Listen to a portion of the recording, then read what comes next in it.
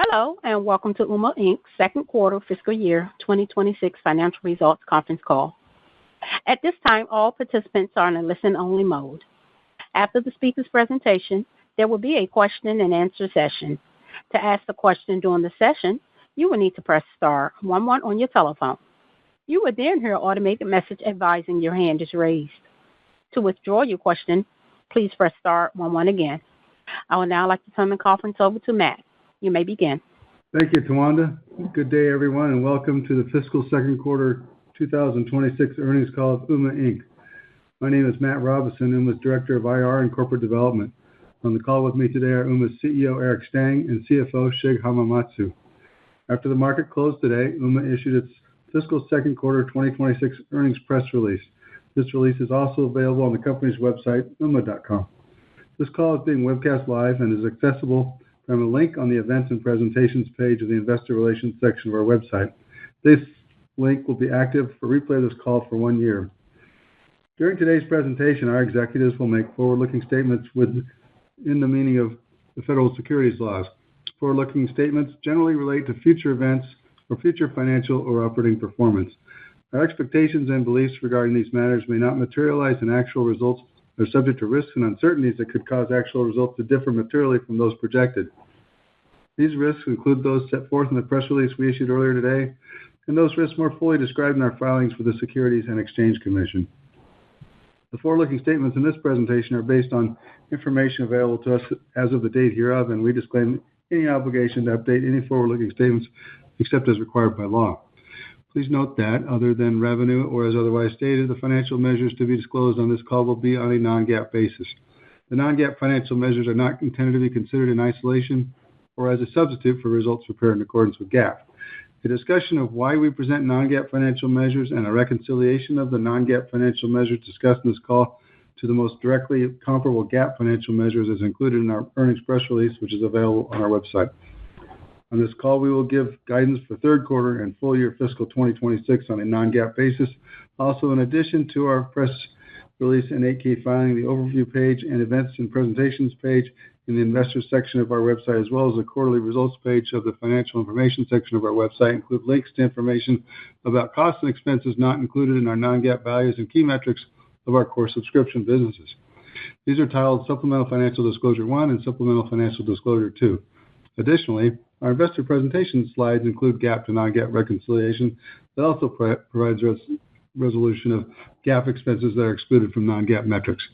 Now, I will hand the call over to Ooma CEO Eric Stang. Thank you, Matt. Hi, everyone. Welcome to Ooma's second quarter fiscal 2026 earnings call. Thank you for joining us. We're pleased to report strong Q2 financial results and to discuss the momentum we have going into the second half of our fiscal year.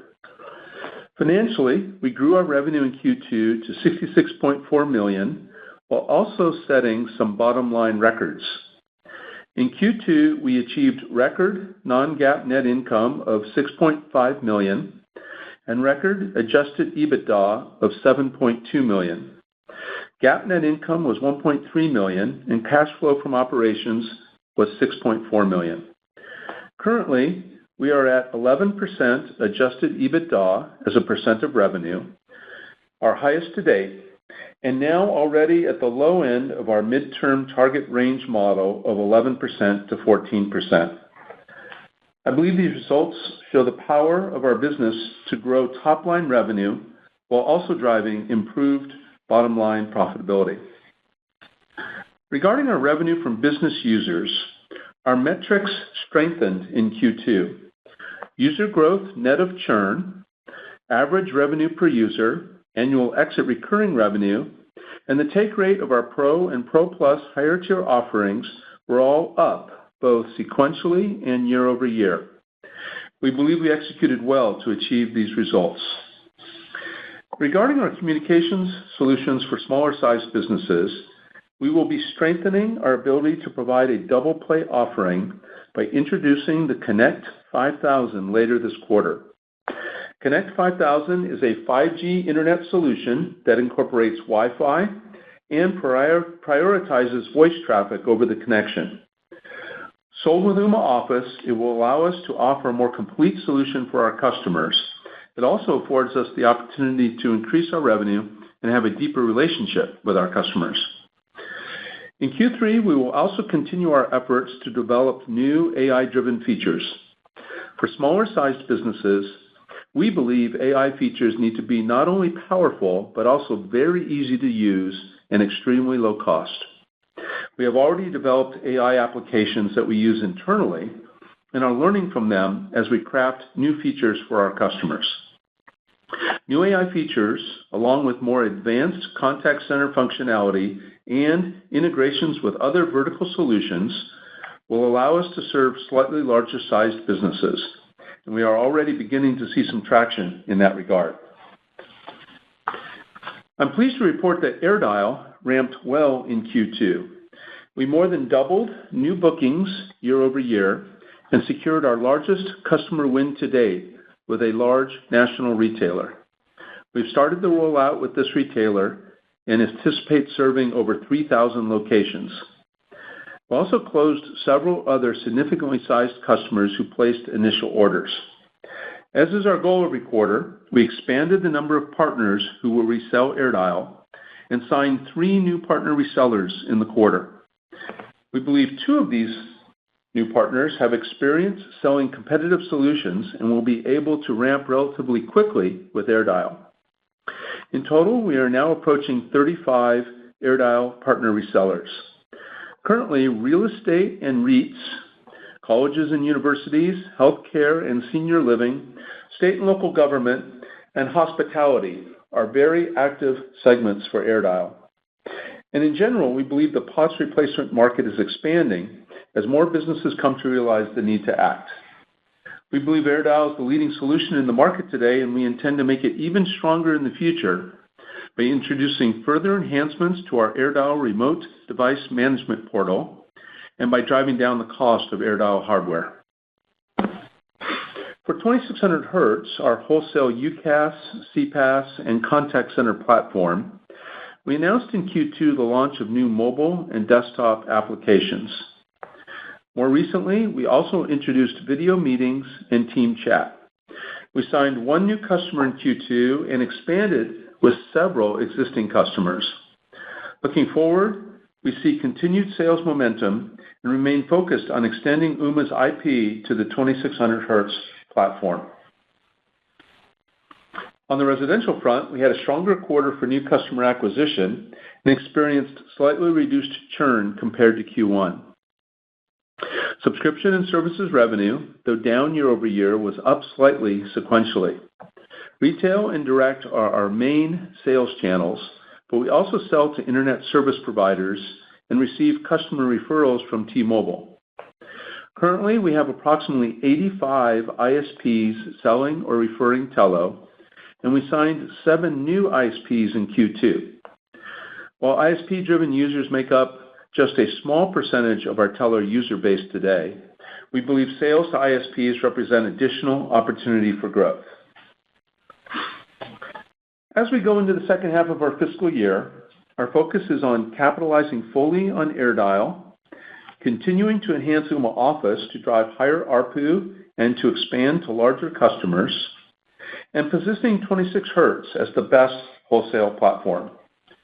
We hope to expand our list of AirDial partners and see our existing partners ramp sales significantly. Most of all, we are focused on executing well. We believe we have built outstanding solutions and have set goals to drive both growth and improved profitability going forward. Now, before I turn it over to Shig, I would also like to mention that this past July marked 10 years since Ooma became a public company. We're proud of this milestone.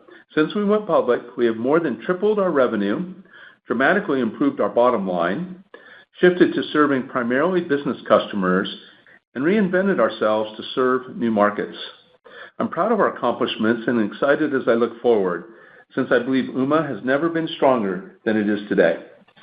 I'll now turn over the call to Shig, our CFO, to discuss our results and outlook in more detail, and then return with some closing remarks. Thank you, Eric, and good afternoon, everyone. I'm going to review our second quarter financial results and then provide our outlook for the third quarter and full fiscal year 2026. Our second quarter revenue was $66.4 million, above our guidance range, and was up 3.5% year-over-year, driven by the growth of Ooma business, including AirDial. In Q2, business subscription and services revenue accounted for 62% of total subscription and services revenue as compared to 60% in the prior quarter. Q2 product and other revenue came in at $5.2 million and was up 15% year-over-year due to growth in AirDial installations. On the profitability front, Q2 non-GAAP net income was $6.5 million, above our guidance range of $5.6 to $5.9 million, and grew 59% year-over-year, primarily driven by our improving operating leverage. Q2 non-GAAP net income this year also included a small amount of tax benefit due to the recent changes in the U.S. tax law. Now some details on our Q2 revenue. Business subscription and services revenue grew 6% year-over-year in Q2, driven by user growth and ARPU growth. On the residential side, subscription and services revenue was down 2% year-over-year. For the second quarter, total subscription and services revenue was $61.1 million, or 92% of total revenue, as compared to $59.6 million, or 93% of total revenue in the prior year quarter. Now some details on our key customer metrics. We ended the second quarter with 1,230,000 core users, up from 1,225,000 core users at the end of the first quarter. At the end of the second quarter, we had 508,000 business users, or 41% of our total core users, an increase of 9,000 from Q1.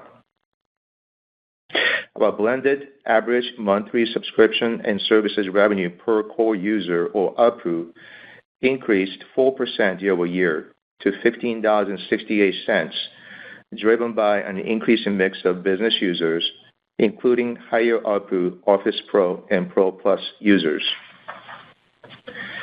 During the second quarter, we continued to see a healthy Office Pro and Pro Plus take rate, with 61% of new Office users opting for these higher tier services, which was up from 58% in the prior year quarter. Overall, 37% of Ooma Office users have now subscribed to these higher tier services. Our annual exit recurring revenue was $240 million, up 3% year-over-year. Our net dollar subscription retention rate for the quarter was 100%, as compared to 99% in the first quarter. Now some details on our gross margin. Our subscription and services gross margin for the second quarter was 71.3%, as compared to 72% in the prior year. Product and other gross margin for the second quarter was negative 47%, as compared to negative 69% for the same period last year. The year-over-year improvement in product and other gross margin was primarily due to fully consuming higher cost components we had procured during the pandemic in the first half of the last fiscal year. On an overall basis, the total gross margin for Q2 was 62%, as compared to 62% in the prior quarter. The flat overall gross margin in Q2 this year reflects a heavier mix of product revenue versus prior year due to an increase in AirDial installations, which offset the improvement in product gross margin. And now some details on operating expenses. Total operating expenses for the second quarter were $35.1 million and down $0.1 million year-over-year. Sales and marketing expenses for the second quarter were $18 million, or 27% of total revenue, up 2% year-over-year, primarily driven by higher marketing and channel development activity for AirDial and 2600 Hz. Research and development expenses were $11.5 million, or 17% of total revenue, down 6% on a year-over-year basis, primarily driven by headcount management as we continue to focus on R&D efficiency and operating leverage. G&A expenses were $5.6 million, or 8% of total revenue for the second quarter, compared to $5.4 million for the prior year quarter. The year-over-year increase in G&A expense was primarily due to an increase in personnel-related costs. Non-GAAP net income for the second quarter was $6.5 million, or diluted earnings per share of 23 cents, as compared to 15 cents in the prior quarter. Adjusted EBITDA for the quarter was a record $7.2 million, or 11% of total revenue, and grew 27% over the prior year quarter. We ended the quarter with total cash and investments of $19.6 million. In Q2, we generated $6.4 million of operating cash flow and $5 million of free cash flow. On a trailing 12-month basis, we generated $26 million of operating cash flow and $20 million of free cash flow. With strong free cash flow generation, we spent a total of $14.5 million over the last 4 quarters, including $4.5 million in Q2, to buy back stock through a combination of open market repurchase and RSU net share settlement. On the headcount front, we ended a quarter with 1,195 employees and contractors. Now I will provide guidance for the third quarter and full fiscal year 2026. Our guidance is on a non-GAAP basis, and it has been adjusted for expenses such as stock-based compensation and amortization of intangibles. We expect total revenue for the third quarter of fiscal 26 to be in the range of $67.2 million to $67.9 million, which includes $5.7 to $6.2 million of product revenue. We expect the third quarter non-GAAP net income to be in the range of $6 million to $6.4 million. Non-GAAP diluted EPS is expected to be between 22 to 23 cents. We have assumed 27.9 million weighted average diluted shares outstanding for the third quarter. For full fiscal year 26, we expect total revenue to be in the range of $267 million to $270 million, which is unchanged from our prior guidance. The full year fiscal 26 revenue guidance assumes business subscription and services revenue growth rate of 5 to 6% over fiscal 25, while residential subscription revenue to decline 1 to 2%. In terms of revenue mix for the year, we expect 91 to 92% of total revenue to come from subscription and services revenue, and the remainder from products and other revenue. In terms of full year fiscal 26 non-GAAP net income, we are raising the guidance and now expect it to be in the range of $24.5 million to $25 million. Updated non-GAAP net income guidance for fiscal 26 includes the impact of approximately $500,000 of tariffs, which is our current best estimate. Based on this guidance range, we estimate our adjusted EBITDA for fiscal 26 to be in the range of $28.5 million to $29 million. We expect the non-GAAP diluted EPS for fiscal 26 to be in the range of 87 to 89 cents. We have assumed approximately 28.2 million weighted average diluted shares outstanding for fiscal 26. In summary, we are pleased with our solid results for the second quarter with a record adjusted EBITDA of $7.2 million, which grew 27% year over year and improved our adjusted EBITDA margin to 11%. Our free cash flow remains robust, with $20 million generated for the past 12 months, along with $14.5 million of share repurchase for the same period. We're excited about growth opportunities in front of us and remain focused on executing to our long-term strategy to achieve profitable growth. I'll now pass it back to Eric for some closing remarks. Eric? Thanks, Jag. Excuse me. I'm pleased to say we now have a strong first half of our fiscal year behind us and the momentum that goes with that. We're encouraged by our recent growth with AirDial and by the scope of market opportunity we see across our business. Our focus is on executing well, capturing the opportunities before us, and in driving improved top and bottom line results. Thank you, everyone. We'll now take questions. Thank you. Ladies and gentlemen, as a reminder to ask the question, please press star 11 on your telephone, then wait for your name to be announced. To withdraw your question, please press star 11 again. Please stand by while we compile the Q&A roster. Our first question comes from the line of Josh Nichols with B. Riley. Your line is open. Yeah, thanks for taking my question. Good to see the improvement, particularly on the bottom line and the company buying back some stock. I know you mentioned AirDial bookings, had more than doubled, and with the second half hardware ramp, I presume a lot of that's related to AirDial as well. Is it AirDial contributing any meaningful percentage to ARR at this point, or at what point do you think you'd start giving a little bit more granularity on the breakout as that continues to build? Yeah, I think, yes. AirDial is contributing to the growth of ARR and also the ARR as a whole, starting to contribute meaningfully. And if we also look at from the perspective of user adds on the business side, which increased by 9,000 quarter-over-quarter, a good chunk of that came from AirDial. So from these kind of data points, we think that, especially if you look at quarter-over-quarter basis, even on an annual basis, AirDial is starting to contribute more to the ARR itself. And also having double the booking year-over-year, as you heard it, Josh, that certainly helps accelerate that growth further into the second half. Thanks. And then just to update, you've continued to add new partners on the AirDial front as well, too. When you look, I think in 1Q, you launched with a very large market cap telecom company. You have an aggregator, CLEC, and a previously announced ILEC. Any updates, Eric, that you could give us on just how that ramp is progressing since the last quarter call update? Thanks. Yeah. Hi, Josh.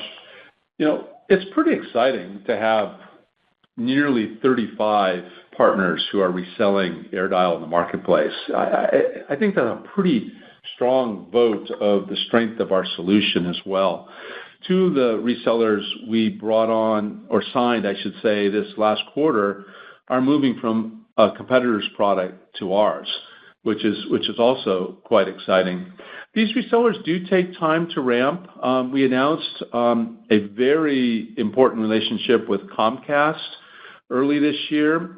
We have seen orders now from Comcast, but still it's slowly moving forward as Comcast works deals and trains its sales teams. I think that the back half of this year we could see acceleration there. T-Mobile has never been stronger with us on AirDial. They are doing a fantastic job. And we are also seeing the CLEC that we announced pretty much this time last year finally start to ramp with AirDial in a meaningful way. So, and that's just 3 of the close to 35 resellers we have.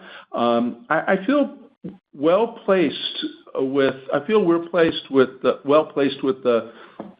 range of companies we're working with, and I think all of them have plans to grow as we go forward. Our goal is to add a couple every quarter, and my expectation this time is that we'll have more that we're adding in Q3, and a couple of them could be particularly exciting as well. So more to come, but that's working well for us. Appreciate it. Thanks, guys. Thanks, Josh. Please stand by for our next question. Our next question comes from the line of Eric Martinuzzi with Lake Street Capital Markets. Your line is open. My congratulations as well on the improving profitability of the business. I wanted to talk about where you're pointing that incremental cash flow. Obviously, in Q2 with the, $4.5 million or so on the share repurchase program, is that to say that we're not actively pursuing any M&A opportunities, or is it just to say that your own shares are the better bargain in the market with that cash flow? It really doesn't say either one of those.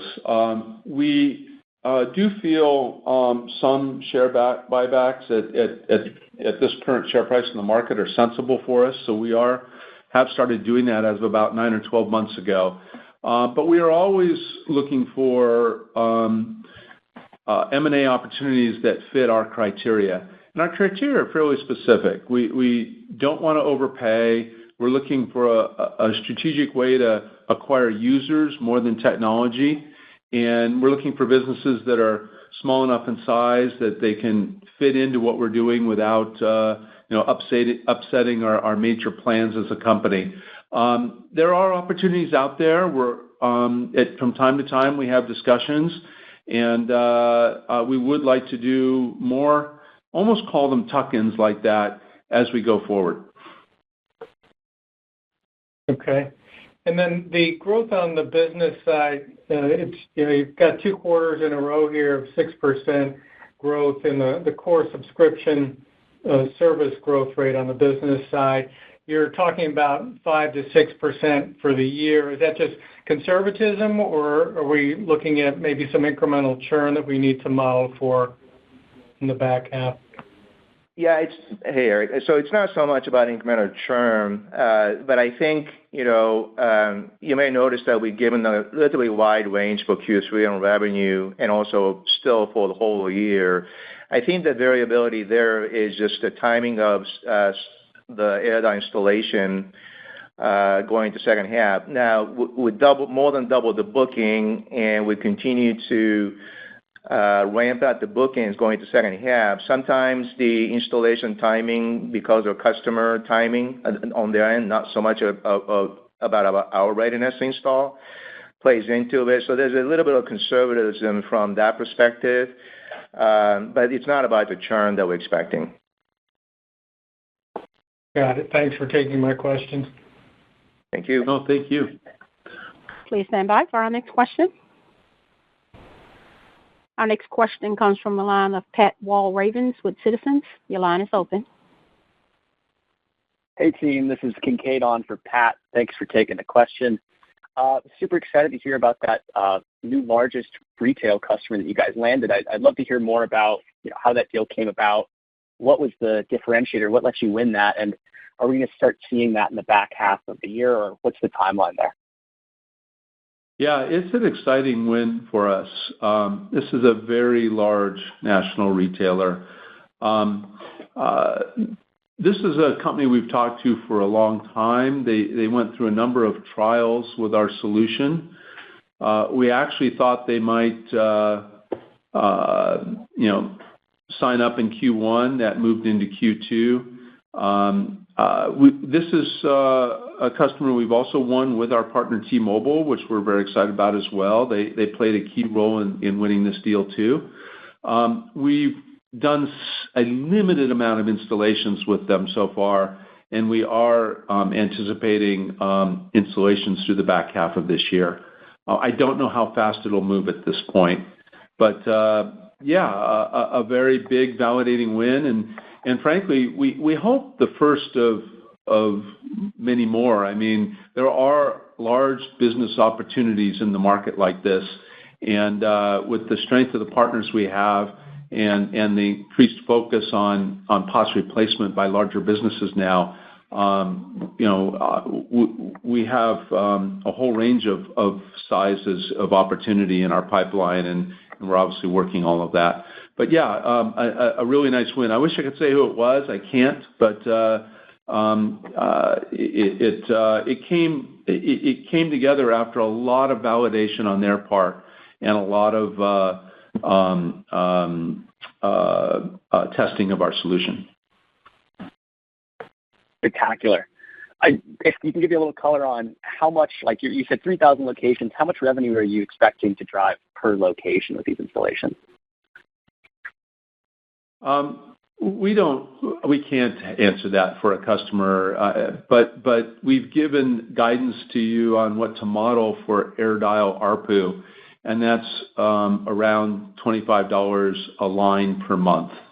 That's a blend of across our go-to-market channels and the different pricing we have in them. I think that's a reasonable number to use for AirDial going forward. Thank you so much. Thank you. Please stand by for our next question. Our next question comes from the line of Matthew Harrigan with The Benchmark Company. Your line is open. Thank you. I know it's probably a bit touch of an afterthought compared to AirDial, but can you talk a little bit about 2600 hertz and what kind of the organic growth rate there is? I know you introduced a number of new open APIs, and I think when you did the deal, there was some discussion of trying to get better monetization for Kazoo, and I know it fits well within your business portfolio, but it necessarily doesn't get as much bandwidth as AirDial, perhaps understandably. Thank you. Yeah. So 2600 hertz is a wholesale platform, and we sell it to companies that want to offer their own solutions in the market. And so our ARPU per user, if you look at it that way, is pretty low. But obviously, we're not doing any of the rest of the business to get those users. We are working this year to bring Ooma IP onto the 2600 hertz platform, and I made some important announcements about that actually in my opening script and comments. The reason for that is that the real strength of 2600 hertz is its flexibility and its API-based design, but it doesn't have as strong a turnkey applications as we'd like it to have. And by bringing Ooma IP onto it, we are making it a very good turnkey solution as well.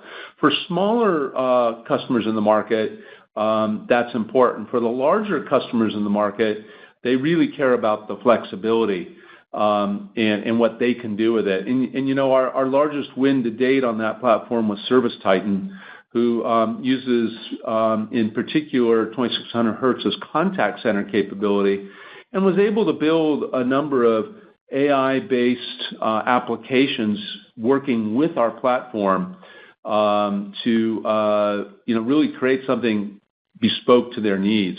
That's powerful. And our vision for 2600 hertz is to win other large customers like that who will use the platform in that way. I would say this year, by the end of the year, we will have also filled out the boxes in terms of the turnkey solutions, and that'll put us in a stronger position for next year for going after the smaller players who care more about that. I think we've added about a handful of customers so far this year onto the platform, but it's also a sale where once you win a customer, it can take many months to have them move their users over or grow with the platform. So we view it more as upside opportunity next year than this year. This year, we are really rounding out the solution. We'll continue to give guidance every quarter on it, and we're super excited for the long term because the traditional platforms in use out there today, BroadSoft, BroadWorks, Metaswitch, others, they were built a long time ago. They don't have all the modern features that a platform like 2600 hertz can enable. And so we feel there's real opportunity over the next several years to be the platform of the future. And we know that you have enough on your hands with AirDial in North America, but to the extent that you're getting full demand from Europe, I mean, that's really a testament to the efficacy of the product relative to limited alternatives. Are you seeing more of that? And again, I know that's not a priority, but I was just curious. So today, AirDial is being sold in North America, U.S. and Canada. We would move to other parts of the world if or when we have a large carrier or other entity that can be a lead customer in that market. And we don't have any announcements in that regard today. But that's how we would evolve with it. Now, if we are able to achieve a customer like that, we already have Ooma services operating in 32 countries around the world as part of our IWG Regis customer relationship. So we already have a pretty good head start towards enabling a service like AirDial in other countries. But honestly, I don't want to make too much of this because our primary focus still is North America because we just see so much opportunity here. Great. Thanks, Eric. Thank you. Please stand by for our next question. Our next question comes from the line of Alinda Lee with William Blair. Your line is open. Perfect. Thank you. Congrats on a solid quarter and also on the 10-year anniversary. Quick question here. NRR was 100%. Can you give us more color in terms of what drove the 1 point uptick there, and what should we expect NRR to be going forward? Yeah, I think the biggest contributor just overall was we had a better churn quarter over last. And so obviously last quarter we saw the impact of the what we think is last of the large IWG churn. We didn't have that this quarter. And just looking across the other service lines, I think we had, generally speaking, the improved churn quarter. So I think that's the biggest contributor to the better retention rate. Was the second part of the question, Alinda? Sorry, I missed it. Yeah, no worries. The second part was, what should we expect NRR to be going forward? Yeah, I think, we've been very steady between 99 to 100%, sometimes rounds up, sometimes round down kind of a situation. So I think that's a good zone to be in, and I think that's what we think was going to be. Awesome, cool. And then another question is, top-line guidance was reiterated, but net income guidance is raised again by around 7.6% at the midpoint. So what are the efficiencies that you are looking to implement to achieve the bottom-line guidance? I know you mentioned also the tax benefit that is helping with the bottom lines. Any other efficiencies that we should be aware of? Yeah, just to kind of get the tax one out there. So part of the raise for net income, I would say $700,000 to $100,000 of the raise was related to tax law change that I talked about. It's just that our estimate for tax payment is much lower due to the one big beautiful bill that we already heard about. And but a remainder, which is still a meaningful portion of the raise, is really seeing the R&D efficiency. That's a big part because we more or less see flat R&D or maybe slightly less R&D going into second half. So, as we said going into this year, we wanted to see the R&D leverage that we talked about. So I think that's the biggest driver in addition to the tax benefit. But also, we've been very prudent about the sales and marketing expense. It's hovering around 27% of revenue. And as we said before, we are very disciplined about customer acquisition cost and making sure that we're putting into the right channel to realize best ROI we can achieve. So both the sales and marketing efficiency, the R&D leverage, and the tax, those are three pieces. That's really helpful. Thank you. Thank you. As a reminder, ladies and gentlemen, that's star 11 to ask the question. Please stand by for our next question. Our next question comes from the line of Brian Kinstlinger with Alliance Global Partners. Your line is open. Hi, thanks. This is Kevin for Brian. Can you give us a sense on the new business line trends you're seeing with your largest UCaaS customer? And should we expect meaningful growth over the next 12 to 18 months? If you're referring to IWG Regis, we have rolled out to the countries we're planning to roll out to. And so I think we expect them to be essentially stable as we look forward in our outlook. Great. Thank you. Thank you. Ladies and gentlemen, I'm showing no further questions in the queue. I would now like to turn the call back over to Eric for closing remarks. Thank you. Thank you, everyone, for joining us today. It's interesting to put our results in a little bit of longer-term perspective. I think it was a couple years ago we did mid-teens, upper teens EBITDA. I think last year we did $23 million. We've guided this year for around 29 shig, if I'm correct.